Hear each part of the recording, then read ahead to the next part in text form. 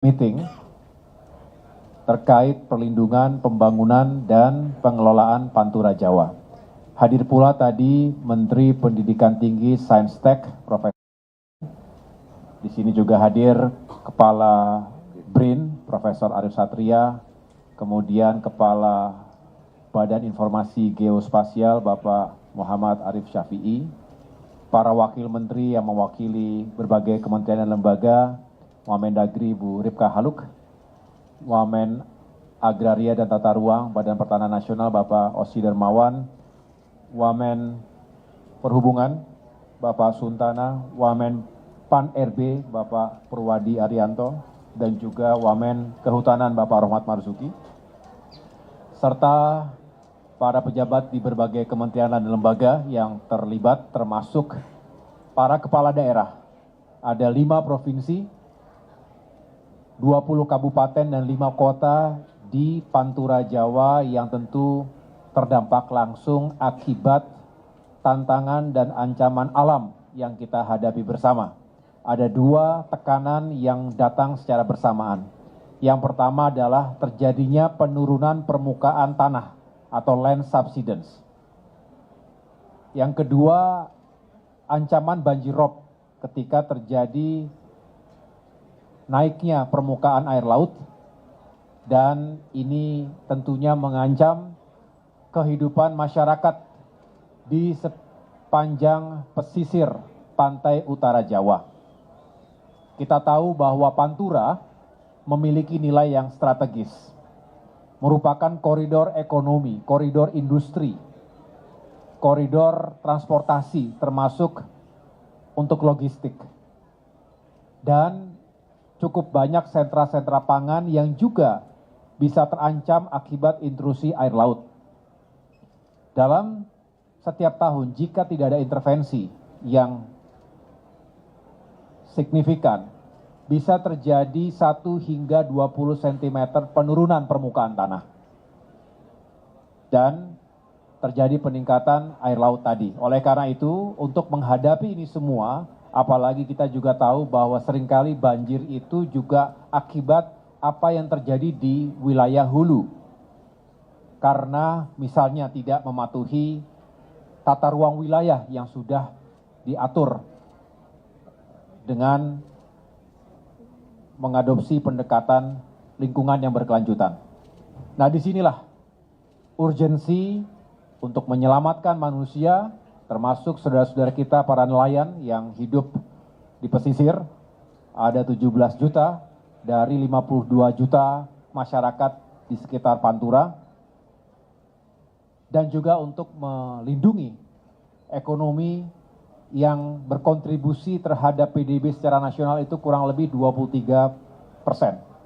Jadi ini adalah sesuatu yang sangat strategis. Itu mengapa salah satu bagian dari Astacita dan visi dari Bapak Presiden Prabowo Subianto bahkan diletakkan di prioritas yang utama pada program kerja prioritas nasional PKPN, bahwa pembangunan Giant Seawall atau proteksi terhadap Pantura Jawa itu harus bisa dijalankan secara progresif, artinya benar-benar bisa diwujudkan.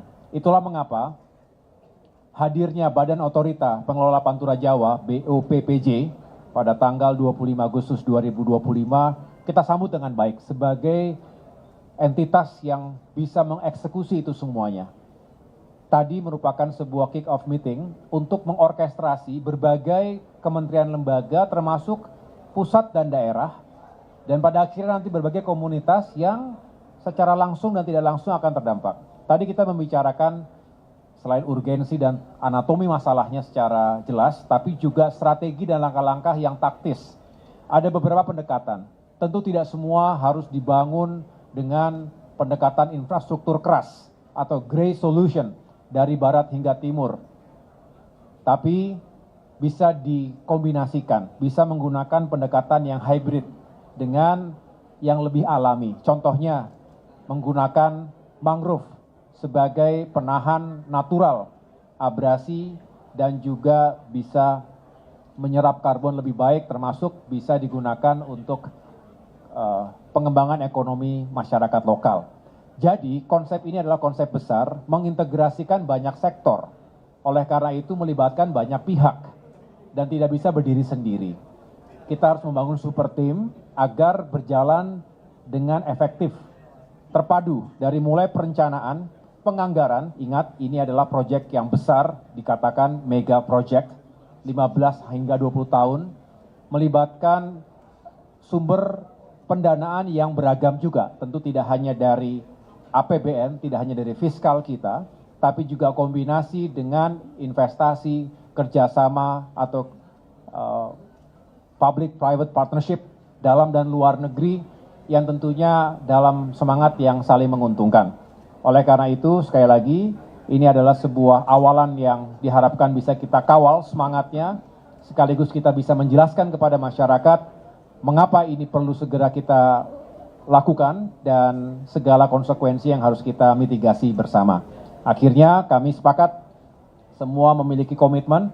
Bapak Ibu yang telah hadir di sini juga para kepala daerah tadi siap untuk mensupport BPO PPJ di bawah kepemimpinan Bapak Laksamana Didit, dan kita semua ingin ini bisa berjalan dengan baik dan segala tantangan bisa kita carikan solusinya. Saya rasa itu yang dapat saya sampaikan. Terima kasih Bapak Menko IPK atas masukannya, sudah jelas semua tadi dari Bapak AHY. Namun ada sedikit yang ingin saya tambahkan bahwa kami tidak bekerja sendiri, kami tentunya dibantu oleh bapak-bapak dari universitas yang dikepalai atau diketuai oleh Bapak Mendikti Saintek. Terus untuk teknologi kami dibantu oleh BRIN, dengan teman-teman semua dari BRIN sudah kita bicarakan lebih dari 6 bulan kami bagaimana teknologi yang digunakan, ada yang menggunakan dari Indonesia sendiri, dari dalam, maupun ada yang dari luar, sehingga kita combine di sini. Itu yang pertama. Yang kedua, pembangunannya sendiri lebih kurang sekitar 575 km di Pantura Jawa. Tidak kecil atau tidak pendek, panjang ini. Kita bagi ke dalam 15 segmen, di mana bisa menggunakan kegiatan pembangunan secara paralel. Oleh karena itu, kami juga melaksanakan kegiatan perencanaan, groundbreaking program dan groundbreaking infrastruktur supaya berjalan bersama-sama. Di mana pada saatnya pelaksanaan kegiatan ini dilakukan kerjasama dengan pemerintah daerah, mulai dari tingkat kabupaten kota sampai dengan tingkat provinsi. Tentunya kalau ada pertanyaan, apakah KL semua dilibatkan? Dari perpres yang keluar sekitar ada 23 KL, itu kita libatkan, termasuk MOU tadi kami tanda tangani dengan BRIN dan Kemendik.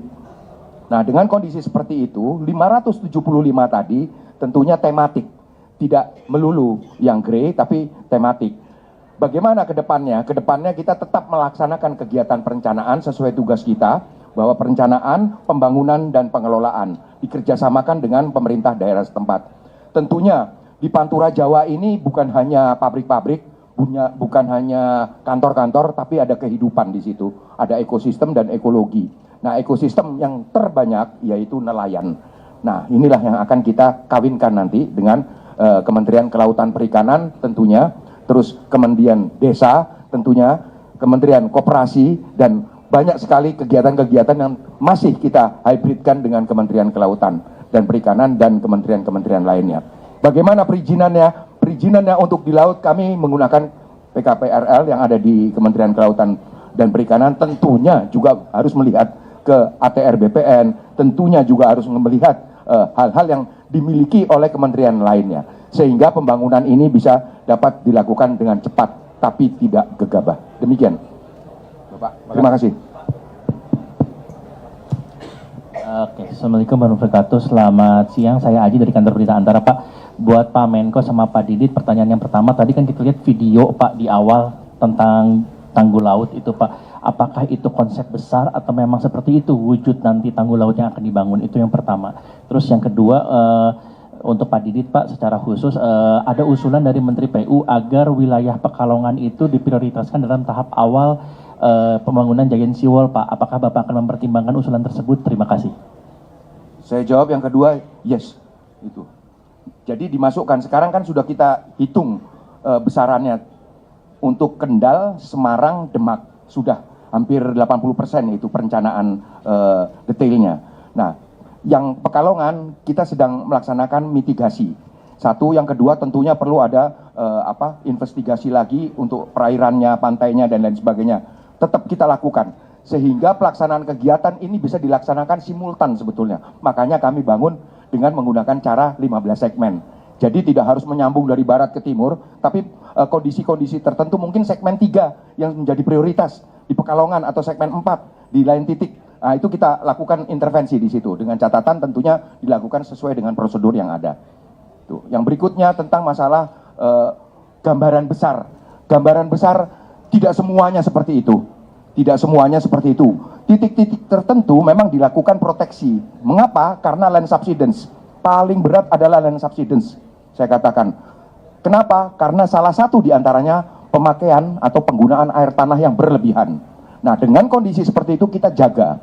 Sehingga kita mendapatkan air baku juga untuk kehidupan masyarakat di sekitar pesisir. Contoh misalkan kalau saya cari tanah di daerah mana lah, di Pantura, 1000 hektar, 500 hektar, pasti tidak mungkin dilakukan hari ini. Karena banyak sekali yang harus dibicarakan, terutama masalah pembebasan lahan. Nah, salah satu atau salah dua di antaranya kita membangun tanggul dengan memanfaatkan yang sudah ada menjadi air baku untuk kedepannya.